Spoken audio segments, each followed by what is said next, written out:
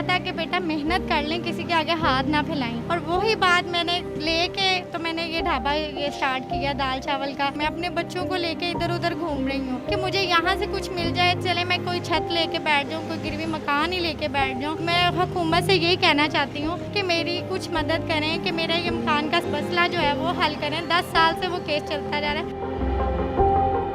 बिस्मिल्लाहिर्रहमानिर्रहीम। नाज़रीन अस्सलाम वालेकुम। मैंने न्यूज़ के साथ मैं हूँ हाफिज़ खुर्रम शहज़ाद। एक और दर्द भरी कहानी लेकर आपकी खिदमत में हाज़िर हूँ। मेरे साथ मौजूद है एक बहुत ही बाहिम्मत ख़तून, जिनके हस्बैंड की डेथ होने के बाद उन्होंने किसी के आगे हाथ नहीं फैलाया बल्कि मेहनत मजदूरी को तरजीह दी। उन्होंने एक यहाँ पे ढाबा बनाया जहाँ पर वो चाय सेल करती हैं और दाल चावल वगैरह सेल करती हैं, और जो इनसे इनकम आती है अपना भी पेट पा रही है, अपने बच्चों का भी। किराए के ऊपर उनका मकान है, उनका रेंट वगैरह वो यहाँ से अदा कर रही हैं। और एक साथ इनके साथ एक दर्दनाक वाक़या आज से 12 साल पहले पेश आया। इन्होंने गिरवी एक मकान लिया था। जब उसकी मुद्दत पूरी होगी तो बजाय इनको पैसे मिलने के मालक मकान ने पुलिस वालों के साथ मिलकर इन्हें घर से निकाल दिया, मकान भी सेल कर दिया और उसका मुकदमा चल रहा है। 10 साल हो चुके हैं। तो वो जो दर्द भरी कहानियाँ वो भी इनकी ज़बानी सुनी। उन्होंने सलूट भी पेश कर दिया। आज के मुश्किल हालात में एक ख़तून का बाहर निकल कर काम करना, नाज़रीन आप जानते हैं कितना मुश्किल है, और ये बाहिम्मत ख़तून है, इसको बाखूबी सर अंजाम दे रही हैं। मैं ये कहना चाहती हूँ कि मेरे हस्बैंड जब फोत हो गए हैं,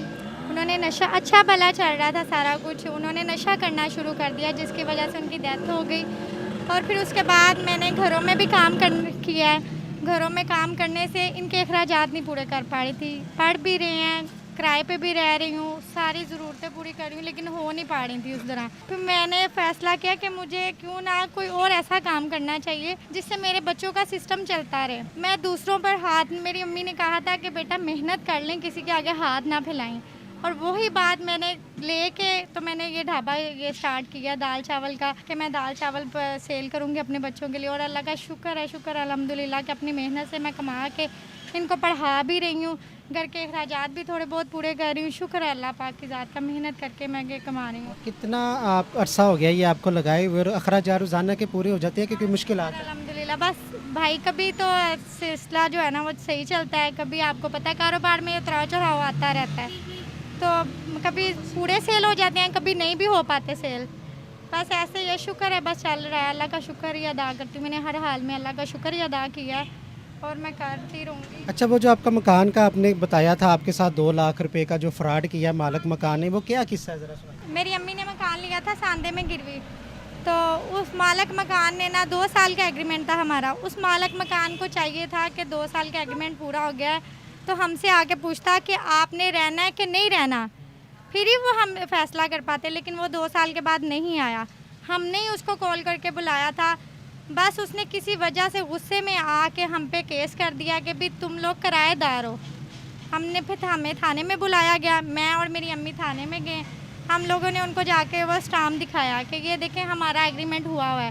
उन्होंने कहा कि भी ठीक है, ये बाबा जी झूठ बोल रहे हैं, आप ना केस करें इन पे। हम लोगों ने वकील करवाया बाद 10 साल हो गए, ये केस चलता जा रहा है, तरीक़ें डलती जा रही हैं। और ये कोरोना वायरस की वजह से अदालतें बंद रही हैं, जिसकी वजह से वो बाबा जी ने बैलफ लगा के और मकान सेल कर दिए। मेरा जितना भी सामान था वो भी हड़प लिया और उन्होंने जो हमारे मकान के पैसे थे वो भी नहीं दिए। मुझे बताएं कि मैं क्या करूं। मैं अपने बच्चों को लेके इधर उधर घूम रही हूं कि मुझे यहाँ से कुछ मिल जाए, चले मैं कोई छत लेके बैठ जाऊँ, कोई गिरवी मकान ही लेके बैठ जाऊँ, लेकिन मेरा कोई सिस्टम ऐसा नहीं। मैं थाने भी जाती हूँ, वहाँ पर भी नहीं मेरी सुनी जाती। मुझे खुद नहीं समझ आ रही मैं क्या करूं। मैं इस टाइम बहुत ज़्यादा परेशान हूं, बहुत ज़्यादा, कि मैं रोज़गार कमाऊं, अपने बच्चों के लिए कमाऊं, कि मैं थाने कचहरी के चक्कर लगाऊं। मुझे समझ नहीं आ रही। मैं हुकूमत से यही कहना चाहती हूं कि मेरी कुछ मदद करें, कि मेरा ये मकान का मसला जो है वो हल करें। 10 साल से वो केस चलता जा रहा है। मुझे पता है कि मेरे माँ बाप ने कितना वो सामान छोटे होते से मेरी अम्मी ने जोड़ा था। मेरा सारा जहेज़ का सामान पड़ा हुआ था कि उन्होंने थोड़ा थोड़ा करके कैसे बनाया हुआ था, वो भी सारा सामान उस बाबा जी ने ले लिया। मुझे समझ नहीं आ रही कि वो मैं सारी चीज़ें कैसे लूँ। आपकी बड़ी मेहरबानी होगी। मेरी पंजाब हुकूमत से गुजारिश है मेरी कि वो मेरी ये सिलसिले में मेरी मदद करें, मेरे रोज़गार में मेरी मदद करें। अगर कुछ कर सकते हैं तो आपकी बड़ी मेहरबानी होगी मेरे मकान का जो मसला है ना वो हल करवा दें आप लोग। जैसे पाकिस्तान से गुजारिश है कि वो मेरे ये मकान का जो सिलसिला है वो जल्द से जल्द करें।